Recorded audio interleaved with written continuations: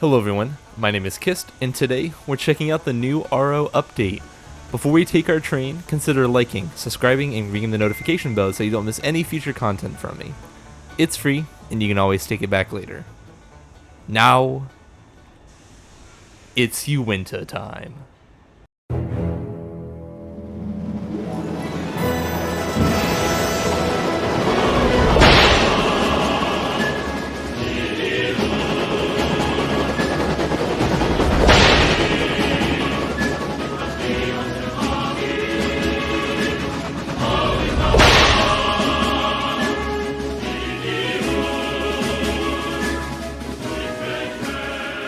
Alrighty everybody, just before we get into the deep dive and specific nitty gritty, I just want to give a big thank you to the Rose Online development team for giving me a special early access look into the update to present and to showcase to all of you. Thank you. Now, let's go see the engines. For this video, I am doing a slightly different style where I'm doing a commentary after I recorded the main footage.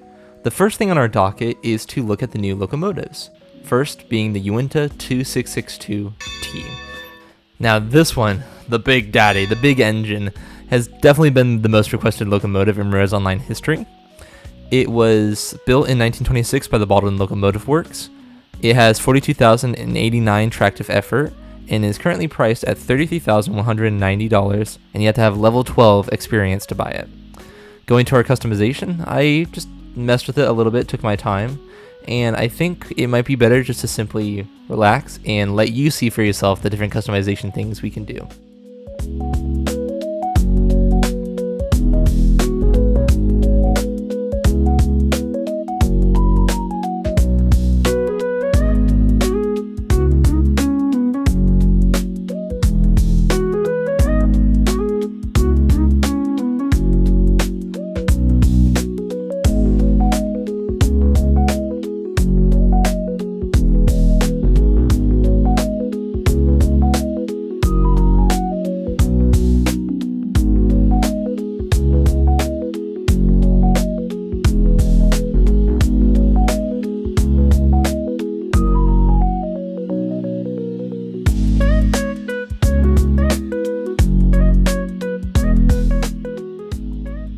Awesome, I think this will be the one.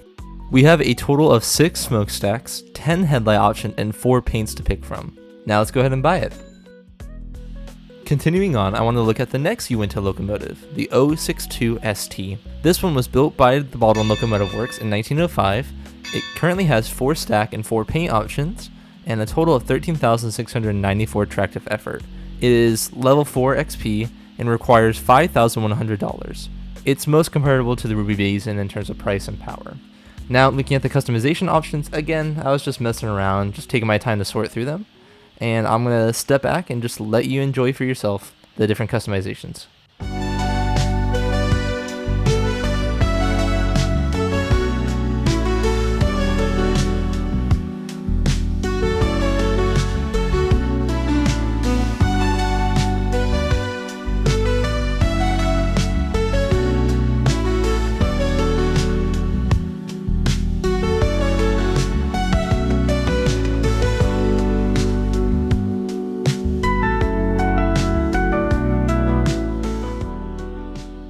And again, I think we're all set. Decided on this configuration, I think let's just buy it. The final engine on our list is the Bells Gap Railroad 060. Again, like the last 2 engines on our list, this was built by the Baldwin Locomotive Works in 1871, weighing at 33,068 pounds, runs on coal as its fuel source, and a boiler pressure of 130 psi. It has a total tractive effort of 5,942 pounds, and it is currently priced at $3,000 and level 2 XP. Going to the customization options, I just wanted to take my time and really enjoy what the engine has to offer. But, like the last 2, I think it's best for me to sit on the sideline and let you watch for yourself. One disclaimer I will give is even though you see an option to put a name on the locomotive, it will not display a name. I put the name Bell, but either on the actual locomotive or the tender, it did not display. So just a heads up on that front.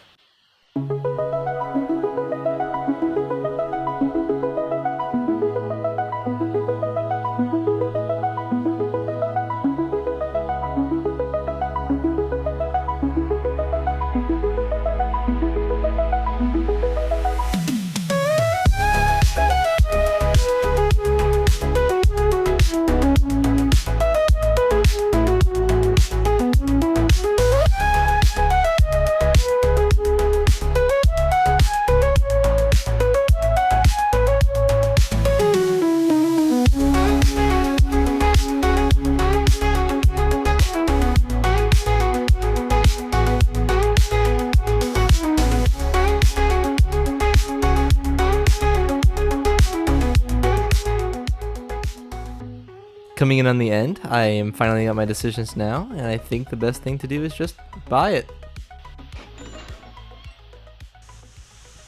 Great, now with all the locomotives bought, I think the next best thing to do is to give you a sound test, both of the bell and the whistle of each locomotive. First up is the UINTAH 2662.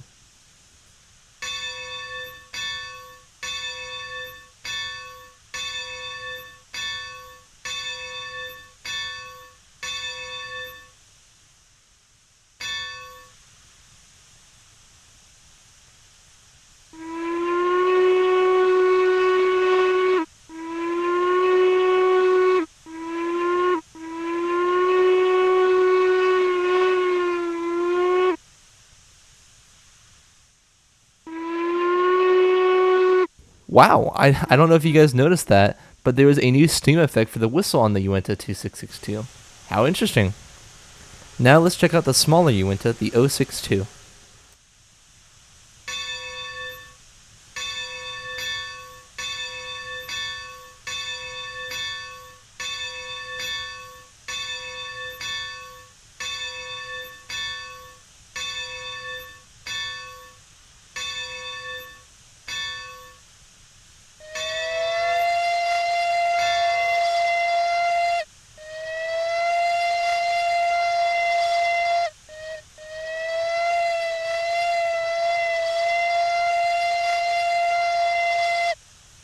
Wow, the same thing applies to this engine as well. We have a new steam effect.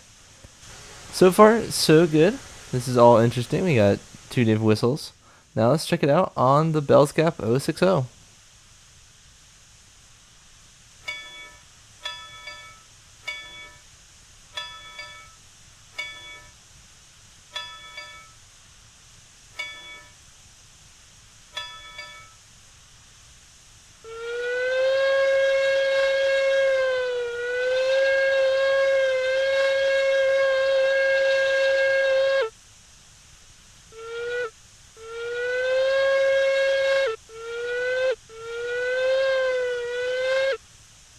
And alrighty, we have all three locomotive sounds demonstrated.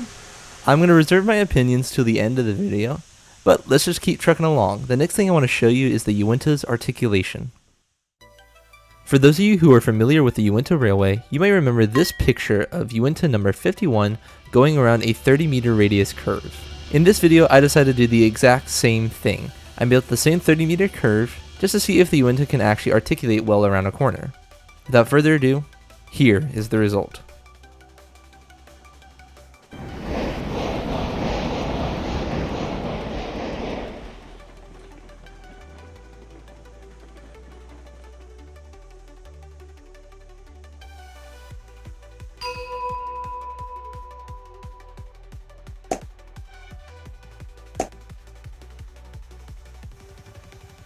Wow, wow, wow.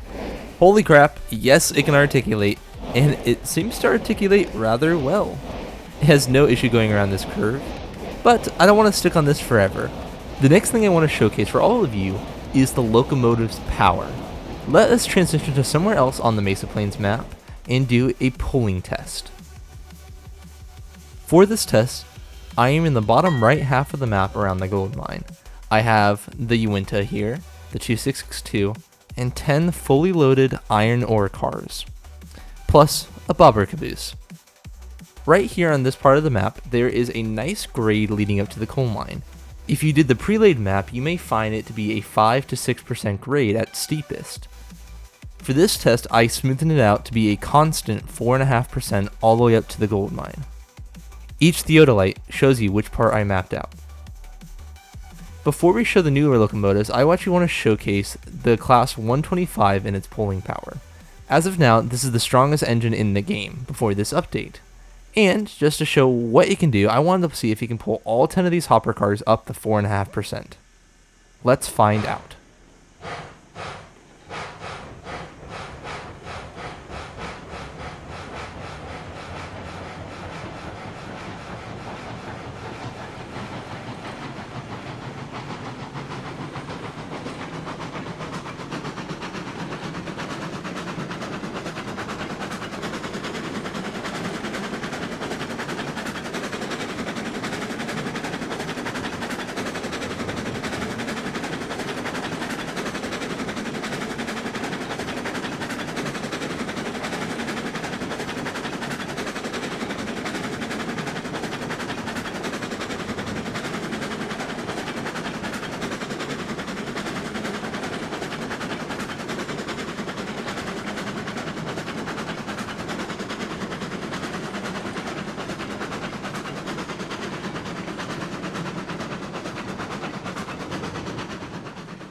Alright everybody, looks like the class 125 is slightly struggling, but it's nowhere being done.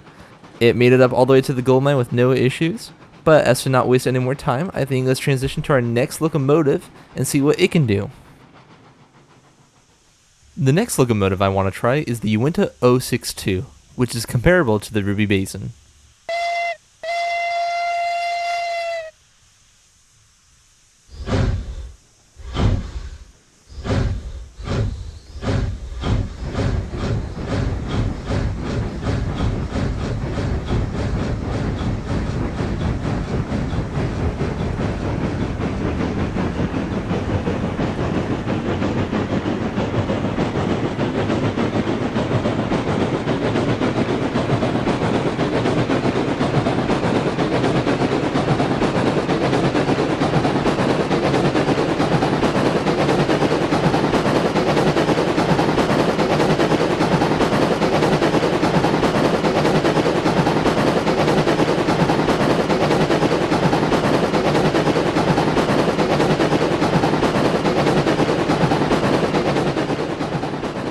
Uh-oh.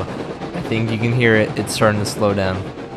I'm going to speed the footage up a little bit here because I had to cut some cars just to see if it can continue up the grade. So let's see how many cars it can actually pull up this 4.5%. We're currently at 4 times playback speed, and I'm just trying to cut down the last 2 or 3 cars, and the train still kept going down. So now we're at 6, now we're at 5, and I stopped it. It seemed like it was starting to progress up with 5 hopper cars, but then it just stopped. I turned on the sand. Again, it seemed like it was going to go, but something was just causing it to stop.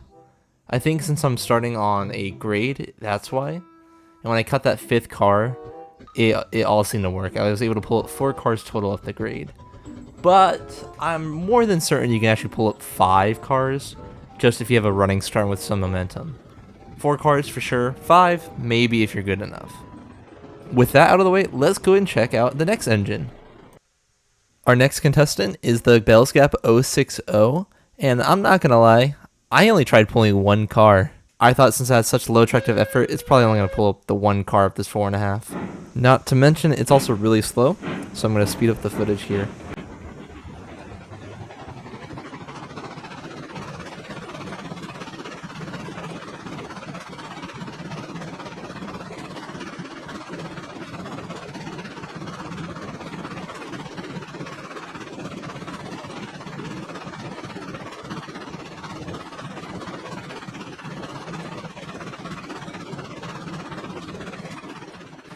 Yep, it was at this point I realized, oh, it's having no issue pulling it up this grade.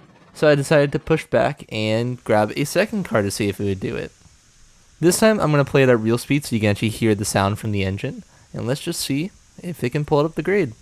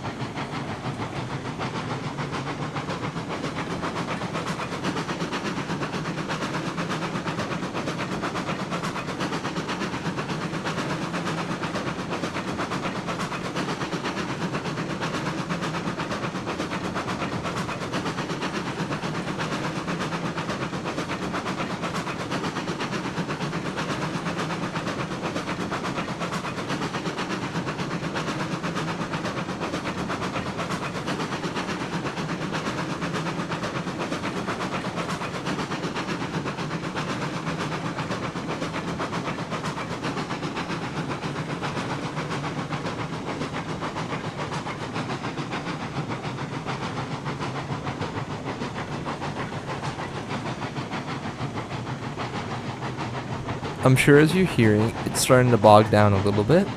So to help our experience, I decided to speed up the footage once more, but it's making it actually. It didn't stop. It's my suspicion though that it won't make it up with 3. It may be able to make it up with a caboose, I am not sure, but it can definitely pull some heavy stuff up a grade. It's rather impressive to me. Now, let's go to our final engine, the UINTAH 2662.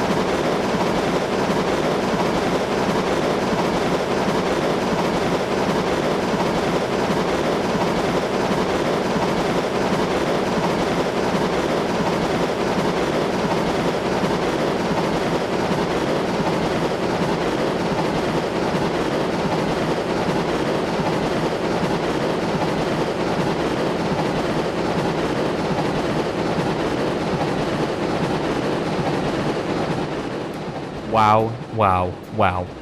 This thing ate that grade. You probably heard it slow down just a little bit, but definitely not enough to be like, oh my god, I can't make it, or it struggles with it. We're already at the top, and it probably slowed down by 10 to 15 miles per hour max. This thing eats freight. Now, without further ado, I think we can transition to something else.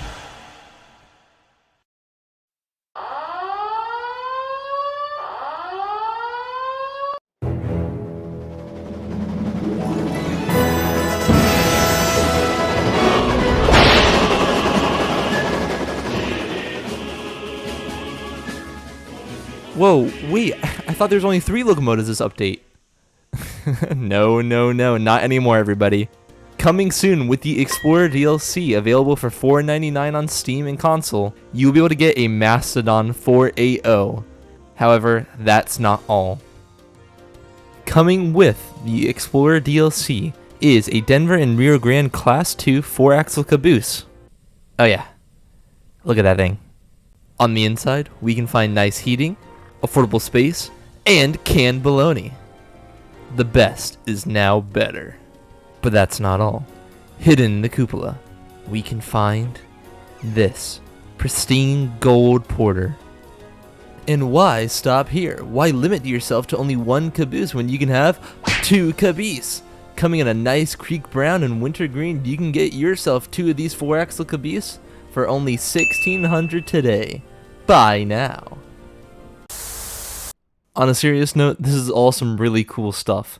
With the Explorer DLC, you can get a Mastodon 480, a new caboose, and the addition of some new props. Just like normal, we can go to the props menu and look through some of our items. We can use our filters to go through signs and buildings and other decorations. And for a second, I'm just going to plop down the sheriff's building. And boop, there she is. However, I'm noticing that there's this weird gap behind the buildings and forming an alley.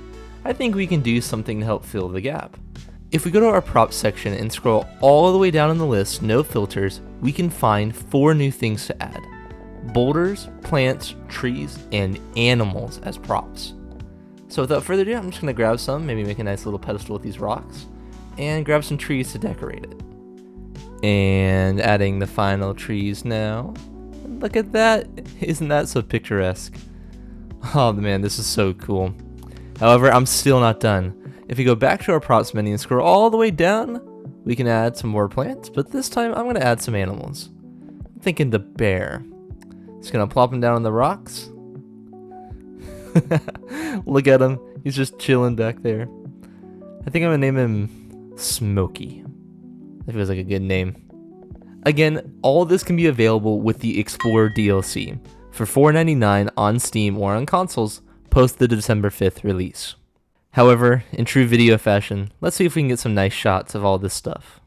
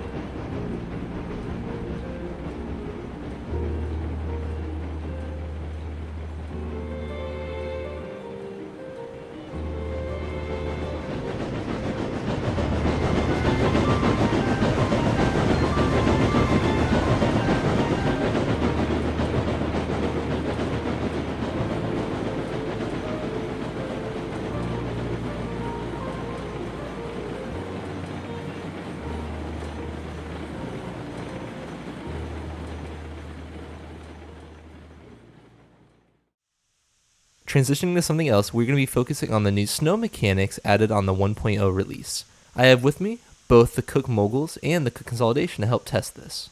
With the version 1.0 release, they changed the amount of snow that piles up on the tracks and on the ground. It is now more, it is higher and deeper snow for our players and engines to be stuck in. The other unique thing they changed is they allowed the Cook 260 wood version to be able to move snow with its snowplow. So, to actually show all of this, I want to demonstrate all 3 locomotives as they currently stand.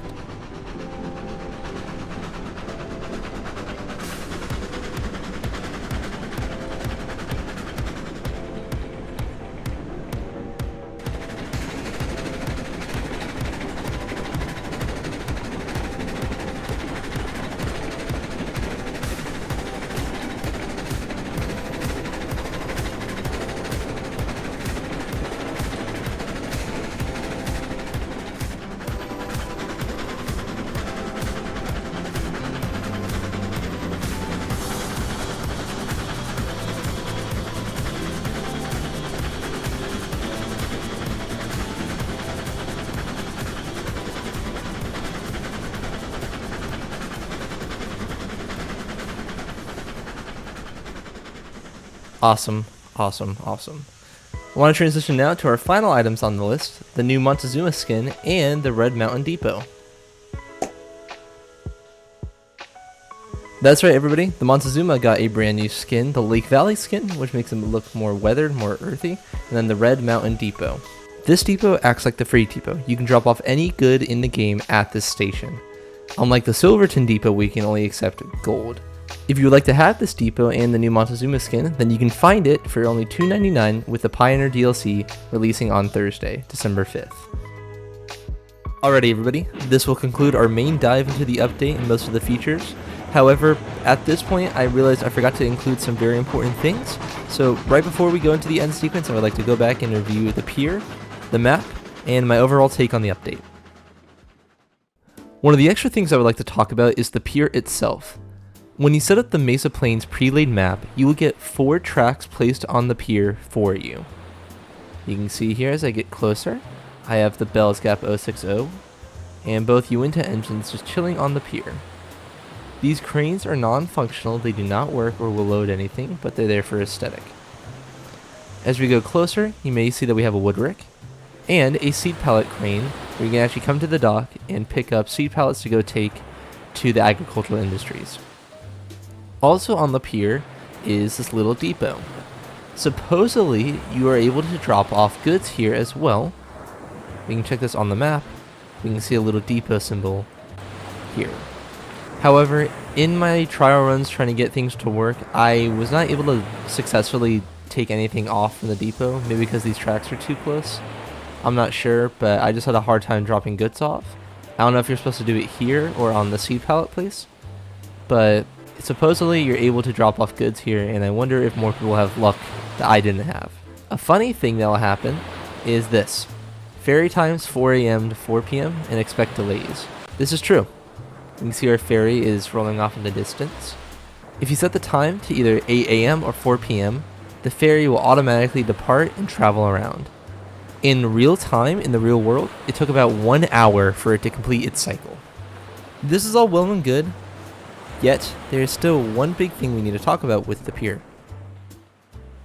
For most of the recording, I've been using a pre-laid map on Mesa Plains. However, when I first loaded up an empty save, I noticed that there was no tracks, only the industries, but no tracks at all on the world and on the pier. You will have to place them yourselves if you start with an open save. This is one of the few things I thought was wrong to have included. I think this is a little hard to navigate. If we go get some track, ta-da, you can see it just doesn't look the same. I believe you can fix this if you go to rail 4 and head over here to the seed pallet. At least this way, now you'll have a fixed point to connect your tracks to, but it's still not the best because of the height difference. So you may be able to just lower the track into the dock. So, be warned if you do decide to place tracks here on the empty map. It can be a little annoying if you're not prepared. Oh, and before I forget, here's the Mesa Plains map. I know I didn't get to discuss it earlier in the video, but here is the Mesa Plains map. It is 32 square kilometers in area. We have an ocean and several small lakes, and the addition of tunnels. There are 4 tunnel locations on the map. I'll show them on the screen here. One of which is the longest tunnel, probably like 1 kilometer easy, and it goes through this entire mountain. It was all really cool, and I hope you guys find the same enjoyment that I did. Now, let's go into my final thoughts and ending sequence. So now that the video is done, what do I think? What is my take on the update, and what is my advice to you? I give this update a big thumbs up. I actually really enjoy the content they've added this update. The one thing I wish I was able to test in this early access was the multiplayer side of things. I was not able to test game performance on the new map and with other people, or on the pre-laid maps themselves. The other thing was the actual dock difference as well. As I showed, on a brand new map, you won't get these tracks surrounding me. These tracks are only here on the pre-laid map. So on December 5th, on the actual update day, I will be releasing a save in the Rails Online Discord that has no tracks except these tracks fixed in the dock here. Outside of those few things, I really encourage you guys to go and check out this update and hopefully the DLCs in the future post December 5th. This was a big treat to experience, and again, thank you to the Rails Online development team for making this possible. Alrighty everybody, like, comment, ring the bell, subscribe, all the things. In a true KISS fashion, let's end the video in style. There's a still tension in the swell of dreamt debris afloat amidst the waves and then dispel.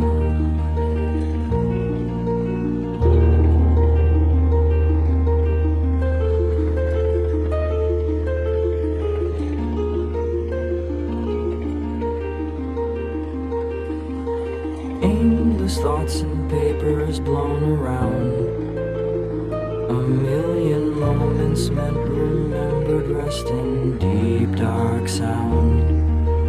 Game the mess. I'd like to know why you are all alone while I'm lost at sea.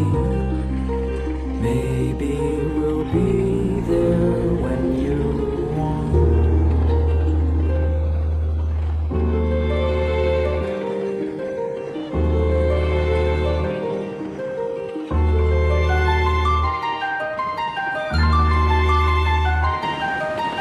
Anchorless, onward set amiss.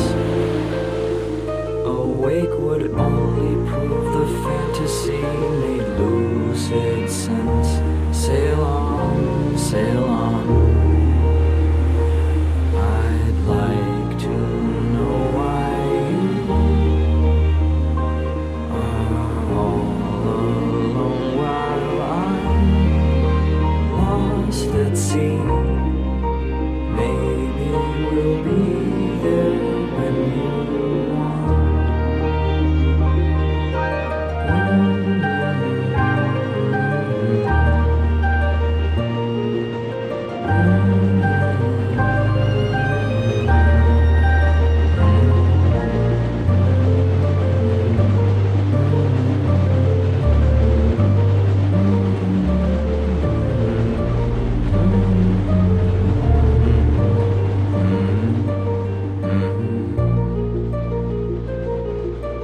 There's a still tension in the swell, so give in to the vast receiving emptiness of